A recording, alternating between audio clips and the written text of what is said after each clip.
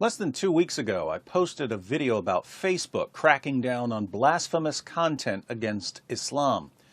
Today, a student named Mashal Khan was beaten to death on a university campus by his fellow students for doing what I do every single day, namely criticizing Islam.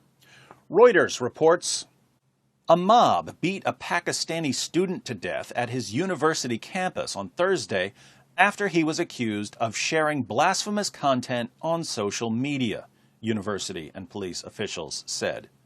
A group of about 10 students shouted Allahu Akbar during the attack on fellow student Mashal Khan, who was stripped naked and beaten with planks until his skull caved in as other students looked on, video obtained by Reuters showed. Blasphemy is a highly sensitive topic in Muslim-majority Pakistan, where insulting the Prophet Muhammad is a capital crime that has dozens languishing on death row and where even an accusation can lead to violence.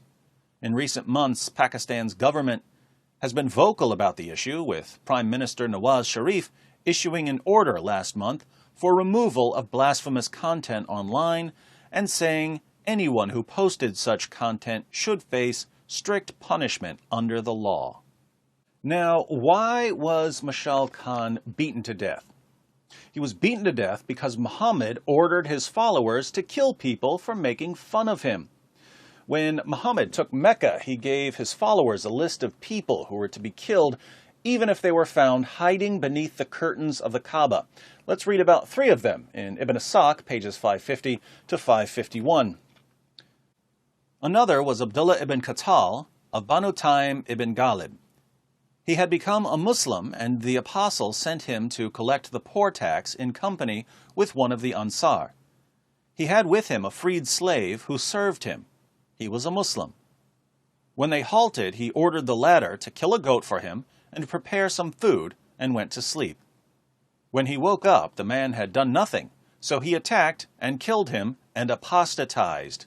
He had 2 singing girls, Fartana and her friend, who used to sing satirical songs about the apostle, so he ordered that they should be killed with him. Think about this. Abdullah killed someone and apostatized, so Muhammad ordered his followers to kill him. They found him clinging to the curtains of the Kaaba and they ripped open his belly.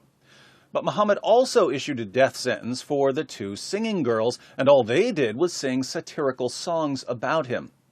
So, according to Muhammad, what's the penalty for making fun of him? Death.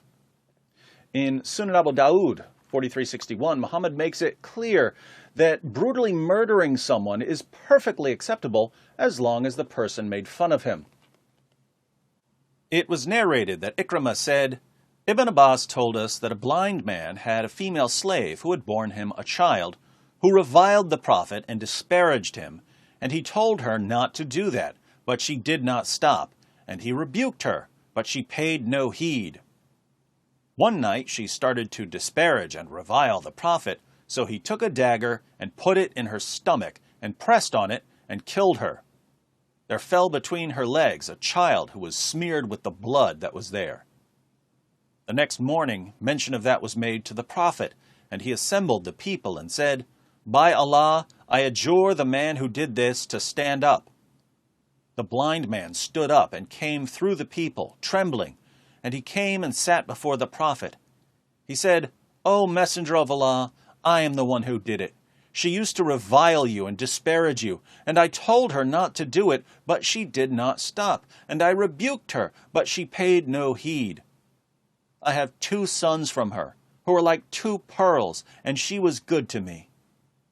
Last night she started to revile you and disparage you, and I took a dagger and placed it on her stomach, and I pressed on it until I killed her.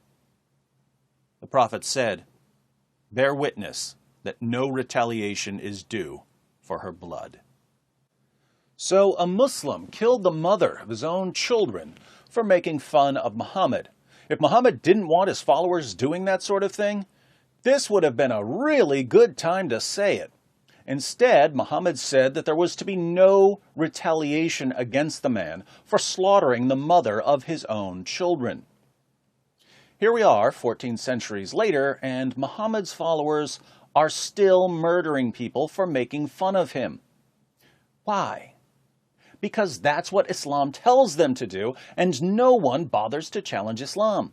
Islam isn't going to be seriously challenged inside the Muslim world because, as we can see, Muhammad's mob beats critics to death. So the only people who can seriously challenge Islam are people outside the Muslim world. But our politicians and news agencies and social media platforms do the exact opposite. They defend Islam and condemn anyone who criticizes it. By cracking down on blasphemous content, Facebook is defending and enforcing Sharia blasphemy laws. Instead of condemning Pakistan's blasphemy laws, Facebook is saying, "We agree with you that criticizing Muhammad is unacceptable." And here, another young man is brutally murdered because the ideology goes unchallenged. There's a lot of blood on a lot of hands, my friends. Mashal Khan wasn't just beaten to death by a group of Muslims shouting Allahu Akbar.